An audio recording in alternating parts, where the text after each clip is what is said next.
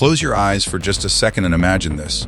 You are inside a metal box, a small, airtight, sealed metal box, and that box is sitting at the bottom of the ocean, 300 feet below the surface. The walls around you are groaning. The metal is bending. You can hear rushing water somewhere close. And every few minutes, there are loud knocking sounds from outside the hole. Rescue crews on the other side, desperately trying to reach you.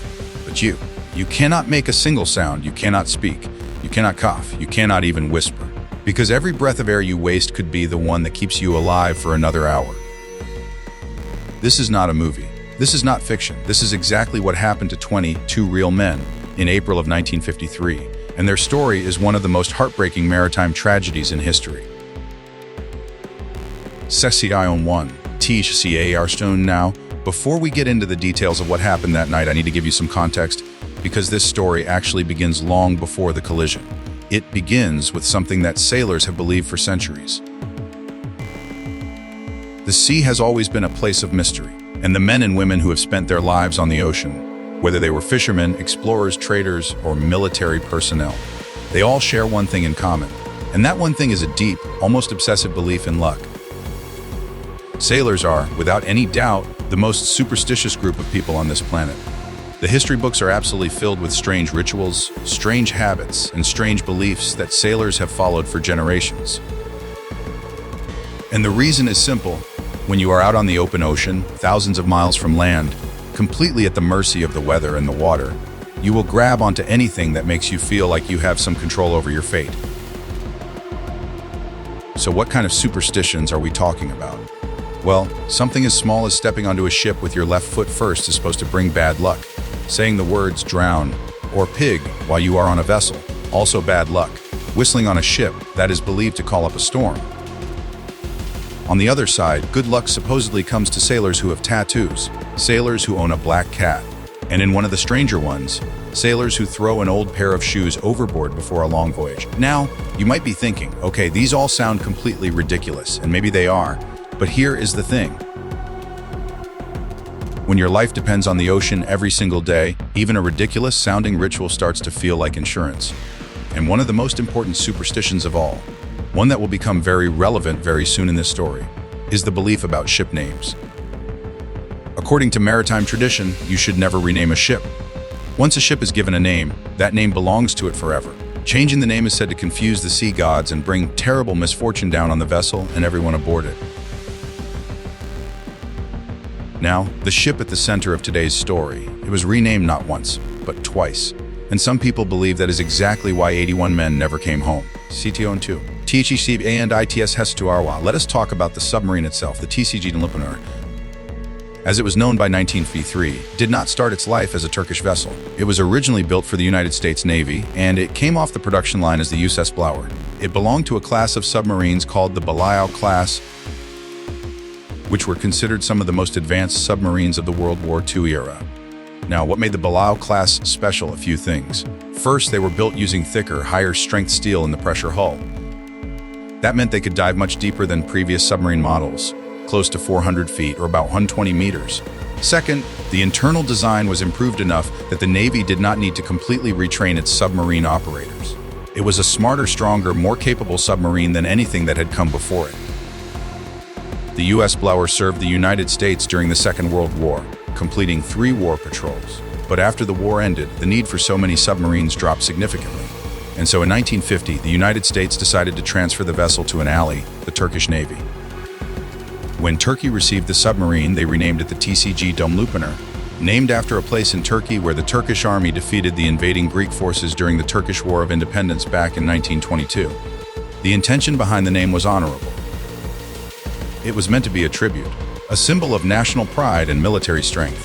But from a maritime superstition standpoint, renaming the vessel was mistake number 1. And here is where it gets even more interesting. Because the name, Dumlupanar, had already been used before on another Turkish submarine. A previous vessel imported from Italy had been given the exact same name, and within a very short time of receiving it, that sub was in an accident and had to be decommissioned in 1949. So by the time the Turkish Navy put that same name on the USS Blower in 1950, they had already used a cursed name twice. But we are getting ahead of ourselves. Let us go back to what actually happened on the night that changed everything. CTN3, THEATOF April 3RD 1953. It is the late evening of April 3, 1953. The Dumlupaner has just finished a training exercise out in the Mediterranean Sea alongside another Turkish submarine. Both vessels are now heading back toward the Turkish Navy headquarters, which sits on the coast of the Marmara Sea. The journey requires them to pass through the Dardanelles Strait, a narrow body of water that separates the Asian side of Turkey from the European side. If you have never heard of the Dardanelles, just know this: it is one of the most strategically important and notoriously difficult stretches of water in the entire world. The currents are strong, the lanes are busy, and in certain sections the strait narrows down to barely a kilometer wide. On this particular night, the conditions are making an already difficult passage even worse. There is heavy mist in the air, there is no moon. Visibility is extremely low, the kind of night where you cannot see your hand in front of your face, let alone a large ship approaching from the opposite direction. At around 20:10 in the morning on April 4th, the Dumlupaner is approaching one of the most treacherous sections of the strait, near the city of Oanakal. This is the narrowest part. The current here is stronger than anywhere else in the strait. And the channel has a bend in it, which means there are blind corners where a captain cannot see what is coming from the other direction until it is almost too late. And it is exactly at this blind corner that the situation turns deadly. Coming from the opposite direction, moving faster than the conditions allowed and faster than was safe, was a Swedish civilian cargo ship called the Nabaland. The Dumlupaner's crew saw it at almost the exact same moment that the Nabaland appeared from behind the bend. And in that instant, one thing was immediately clear to everyone on deck. They were on a direct collision course. CTIO4, THE Calisio. Now, what happens in the next few seconds is going to require you to really picture this. The Dumlupaner is a submarine traveling on the surface of the water. It is long, narrow, and sits low. One of the lead officers on board sees the Nabaland coming and has to make an instant decision. He orders the submarine to turn to the right.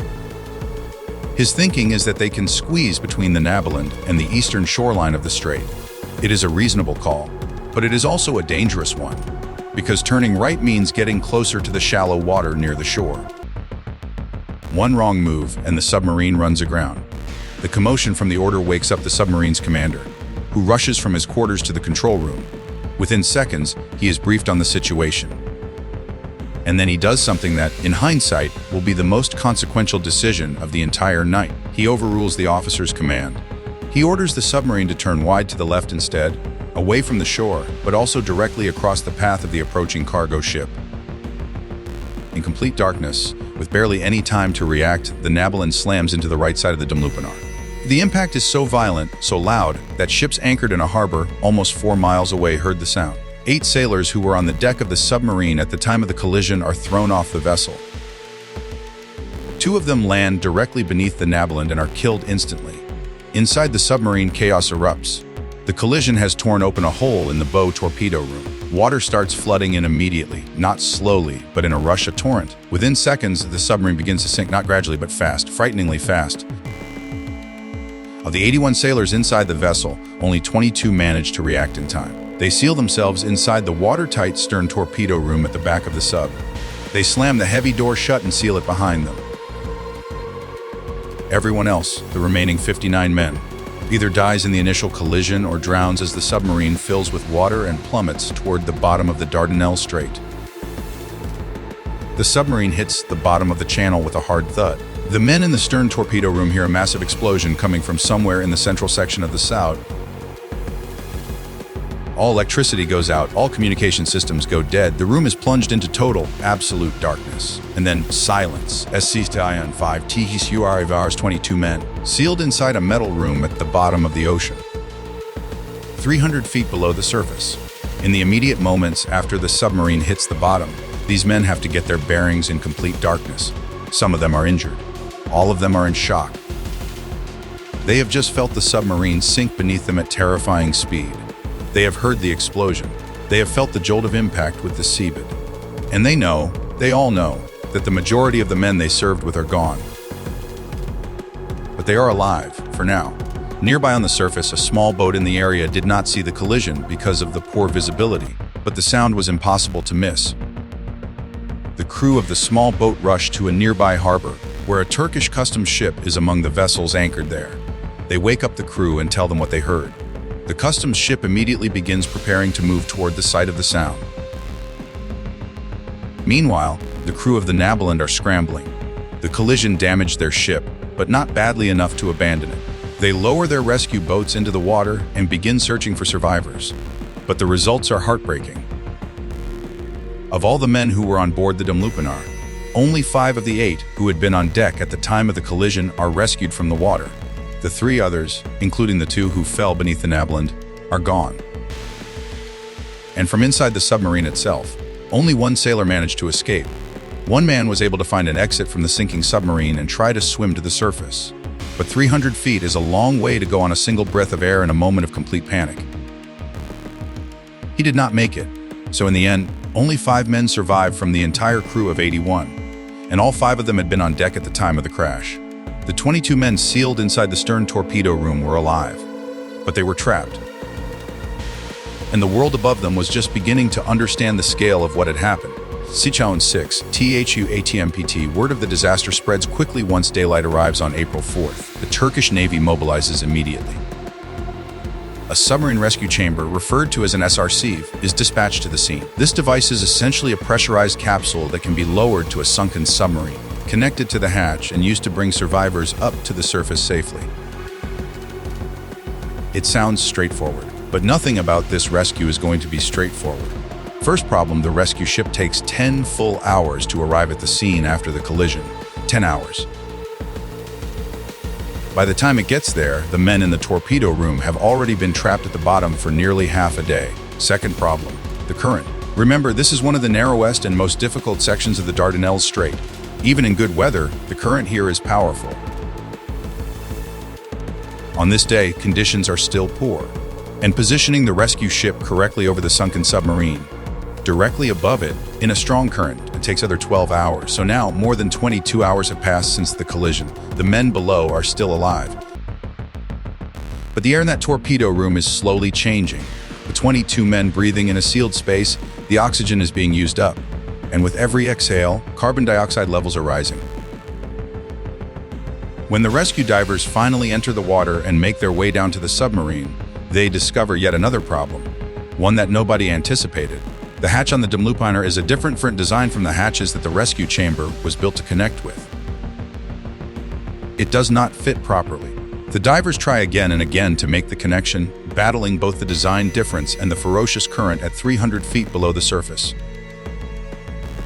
One of the divers pushes himself so hard in the current that he suffers a stroke underwater and loses consciousness. He has to be brought back to the surface immediately. Attempt after attempt is made, close to a dozen tries, and every time the divers come up without success. 2 full days pass. The rescue chamber cannot be connected to the submarine, and the men inside the torpedo room are now suffering from the effects of carbon dioxide poisoning, headaches, fatigue, shortness of breath, disorientation. In a sealed room with no ventilation, the air is becoming deadly. A long, difficult discussion takes place on the rescue ship above, and then a decision is made, one of the most painful decisions anyone could ever be asked to make. CTN 7, THE Final KRL throughout the rescue operation.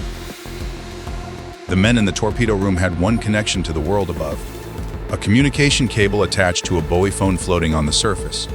A sailor named Selim was coordinating on the surface side, and a man named Salami was speaking on behalf of the trapped crew below. When it becomes clear that the rescue has failed, that the chamber cannot be connected, that the divers cannot go down again safely, that there is simply no more they can do, Salim is sent to the buoy phone one final time. He picks up the receiver. He hears Salami's voice on the other end. Salami gives him an update on the conditions below the water. The men are weakening. The air is getting worse. They know something has gone wrong with the rescue effort. And then it is Selim's turn to speak. He tells Salami calmly and with enormous pain in his voice that the men trapped below the Dardanelles are now free to speak as much as they wish, to sing if they want, to smoke cigarettes. It did not take much to understand what Selim was really saying. There would be no rescue. There would be no rescue chamber reaching them. There would be no way out. The 22 men were going to die in that torpedo room when the oxygen ran out. There was a long silence on the other end of the phone, and then Salami spoke for the last time. He said simply, "Long live the homeland." Those were the last words ever heard from the crew of the Dumlupinar. A few hours later, a rope on the rescue ship accidentally caught the communications cable and snapped it. All contact was lost. It is believed that all 22 men were gone by the end of April 7, 1953. In total, 81 Turkish sailors lost their lives in those 3 days. And to this day, the tragedy of the Dumlupinar is considered one of the darkest moments in the entire history of the Turkish Navy. Now, I told you earlier that this story begins with superstition. And I want to come back to that because what happened after 1953 is genuinely difficult to explain away. The Turkish Navy, despite everything, commissioned a third submarine and gave it the same name, the Dumlupinar, in 1973. 3 years later, in 1976, this third submarine was involved in a crash in the Dardanelles Strait, almost exactly in the same location where 81 men lost their lives in 1953. The sub was repaired and returned to service, but in 1978, a fire broke out on board and the submarine was permanently decommissioned. It was only then that the Turkish Navy made a decision they probably should have made much earlier. They would never name another ship the Dumlupinar again. Now, if you are not a superstitious person, you can explain all of this as coincidence, probability, bad luck that had nothing to do with a name. And maybe you are right, but 3 submarines, 3 accidents, 2 of them in almost the same stretch of water. That is a very hard pattern to dismiss. The submarine and all 81 of her crew members still rest at the bottom of the Dardanelles Strait today. They were never recovered. But there is one final thing I want to leave you with. In the years after the disaster, a haunting Turkish song became associated with the Dumlupinar and the men who were lost. The lyrics, translated into English, go like this: give me a light so I can light my cigarette. You sway and come over, and I'll watch your figure. The masts of ships are tall, the hearts of heroes are divided.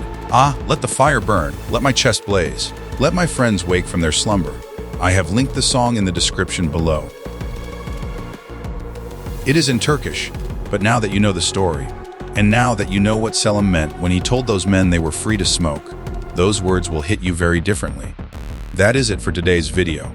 If you have a story suggestion, send it in through the link in the description. And if this video kept you watching all the way to the end, you know what to do. I will see you in the next one.